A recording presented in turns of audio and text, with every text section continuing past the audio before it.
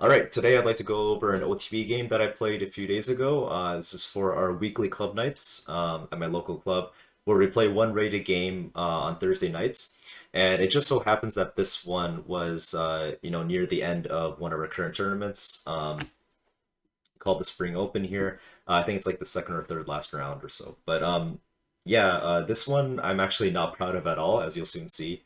As you'll soon see why. But I just figured that, I had to start the series somewhere, so might as well start with a bad game. Why not? Anyway, let's get right into it. So my opponent, his name is Amma. He's a relatively newer player as far as I'm aware, but he has been improving a lot, his chess a lot during the pandemic by playing, by playing online like a lot of other guys at our club.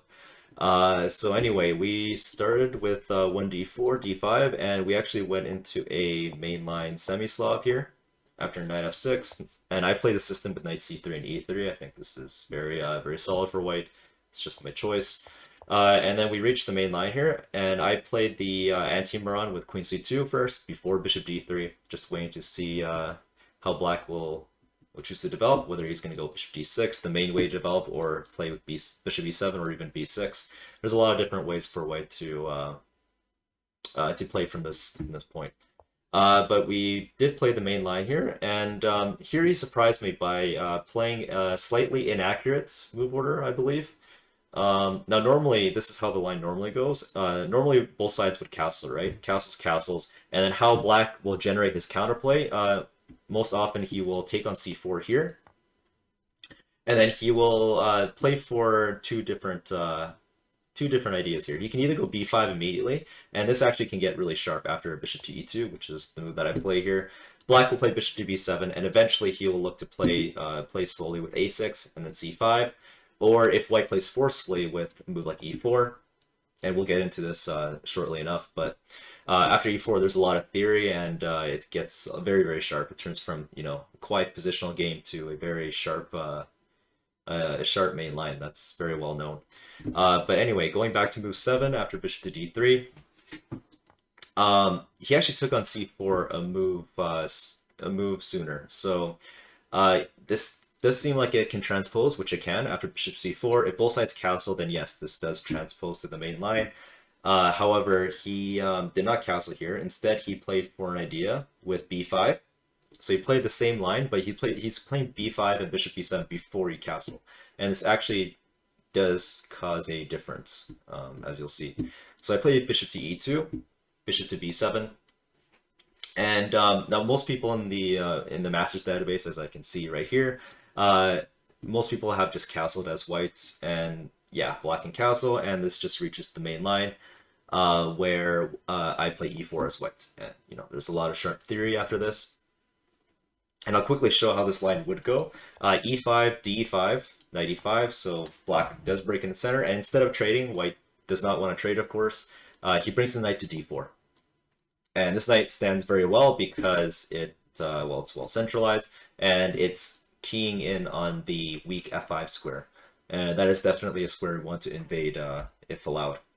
Now, if white is allowed to go to f5, then yeah, he will be better.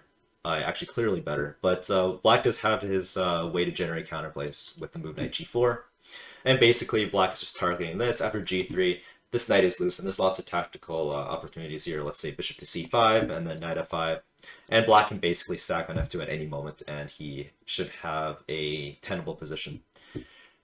Now, if you go back here, with the move order that he played with this b5, bishop b7 before both sides have castled, what ends up happening actually is after bishop to b7, white can punish this move order by going e4 anyway. You go into the same line, but white's not castled, and this is definitely advantageous for white because knight g4, the knight g4 line in the previous line that I showed just no longer work because h2 is not hanging. So yeah, he played e5, which is forced, of course. I traded on e5, went to d4 as planned, and here you play bishop to c5. Now here I'm already like completely unsure what I'm doing because I did I did know about this idea to play into the same sort of idea with an early e4, and then knight d4. I knew about this idea from a previous game of mine, and I basically just analyzed it with the engine, and I figured that this all makes sense, and I should go for this next time. So I did do that.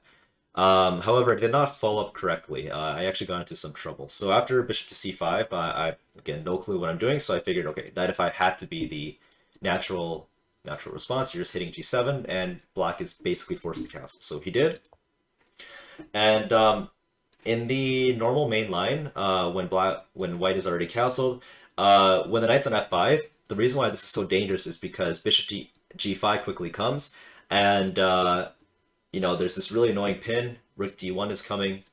The black queen would be forced to move away, and then you can shatter black's pawn structure in front of his king. That is one of the main ideas. So I did go for that, but this actually blunders a tactic. Now I did not, completely blunder it. I knew that he was going to go for this, and I completely anticipated it. However, I sort of underestimated how strong it actually is for black, and I didn't quite, evaluate my counter chances very well. So bishop takes f2 is the tactic here, just a basic, basic idea where if you just take, one of these knights can just jump in. This knight is the simplest, and basically, like, if you take, your king's going to end up on g3 in this line, and while you can try to deflect the queen with the h4, this doesn't quite work, because after queen h5, queen e2, and sorry, it doesn't quite work for white, because after queen e2, knight f6, you can just defend the queen, and black is just a pawn to the good. So this is definitely not what I wanted to go for. So instead, I played it more ambitiously, and I played it with king f1. Now, this is definitely dubious objectively, and I figured that, I figured during the game that this is probably not entirely correct, but I figured that it was interesting. I wanted to go for a little gamble, essentially. Now, obviously, the idea of king f1 is that I want to play rook d1 next. If I'm allowed to play rook d1, then I will be able to, take on f6 and force gf6. And that is basically the position I wanted. I wanted to sacrifice a pawn in order to open up black's king a little bit more. But I was, very, very asleep during this game.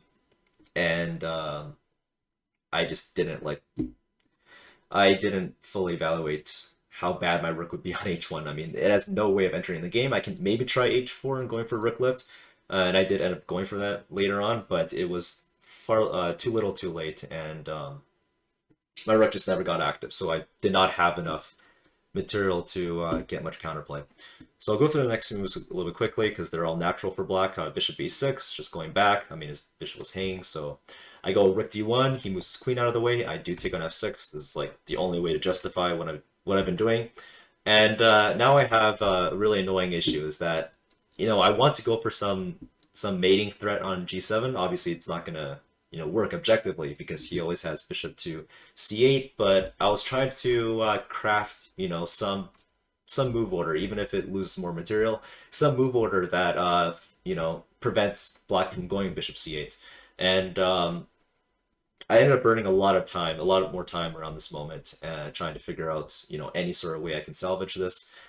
But I didn't think one existed. I calculated for a very long time. Basically, if you try going queen c1 and queen e2, bishop c8 will come, and he's just in time to eliminate the knight on f5, and there's basically no follow-up. So the move I ended up coming up with is rook to d6. This is very interesting because, for one, I can always take on f6, and I don't believe there's a way to defend it. It just looks like black is gonna have to give up that pawn. But obviously black is gonna be completely fine because he has two really strong bishops still, and he can contest the d-file with rook to d8, which is exactly what he played. Rook a to d8, and I took a pawn. I mean, there's nothing else to do. But you see how this rook is just horribly misplaced. It doesn't even have a rook back. I mean, it can go to h6, but I think a crushing move for black would have been knight g6, I believe.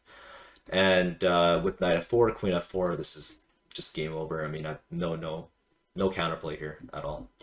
But instead he played the immediate bishop to c8. Now, I responded with h4. I'm just trying to get my rook in the game. I mean, I have nothing else to do. At least if bishop f5 comes, I can take with the rook, and my rook is, it has the illusion of being well placed. So at least there's that. I played h4. He took. he went queen d6, a very good move. He's trying to centralize, get his queen in the game, and maybe offer a queen trade with queen d2 in the future. So I lifted my rook with rook h3. He goes queen d4, going for mate on g1. So I prevent that with king e1. Now I'm going to mate queen g1 check, which he plays with bishop to f1.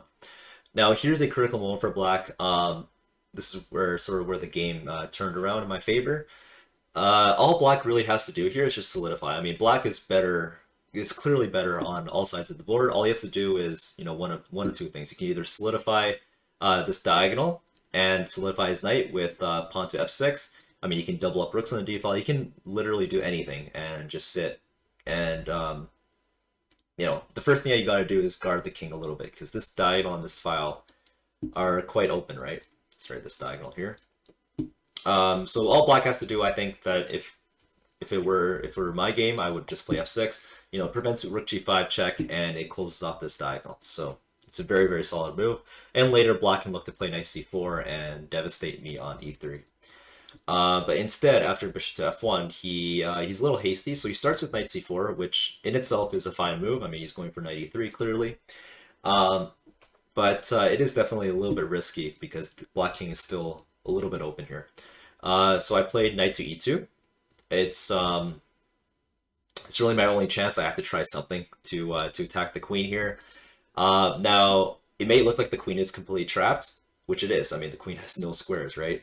And this is where my opponent panicked. So he sort of panicked here, and he did not, you know, take the best look at the position.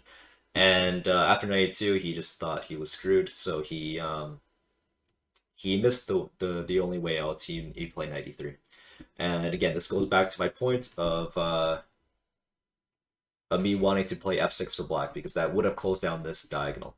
As is, after rook g5 check, this is all forced. After queen c3, I am going to be winning materials. So this is, you know, really, really crazy stuff.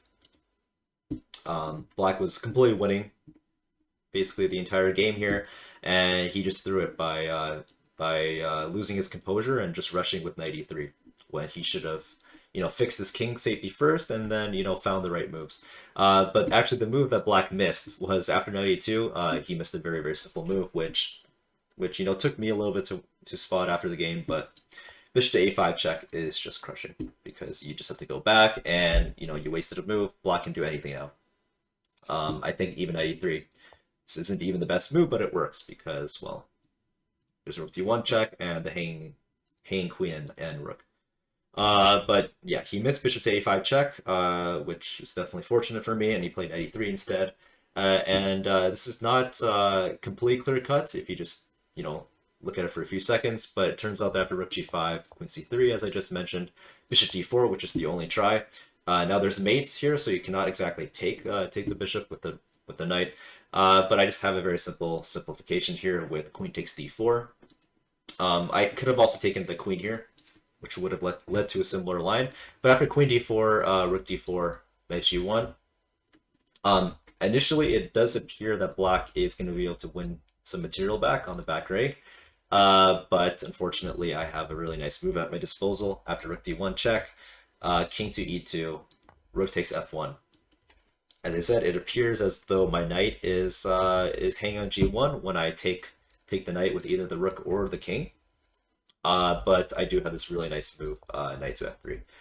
And yeah, this is just the fork on the king and the rook, and there's no way to save both. So my opponent just resigned here, and he was visibly disappointed, you know, with this play after the game.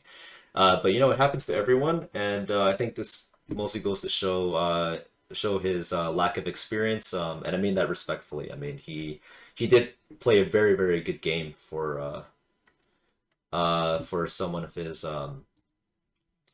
caliber, and I definitely wasn't expecting expecting to be completely lost after just like 20 moves. So yeah, that was an interesting game. You know, again, I'm not proud of it at all. I think that I just fell asleep at the wheel at multiple points during the game.